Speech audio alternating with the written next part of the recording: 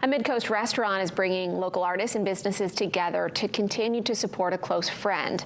Next week, the Mosaic restaurant in Camden will be hosting a silent auction. Proceeds will go towards supporting Lily Robbins, who was badly hurt in the Robbins Lumber explosion in Searsmont in May that left 2 dead and 11 injured. Robbins continues to receive treatment at Mass General. A UMaine graduate EMT volunteer, that's 3 dead.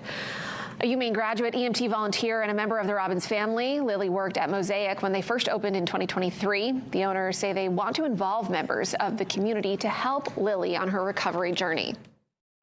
I'm really thrilled and grateful the community has really come together to assist with this.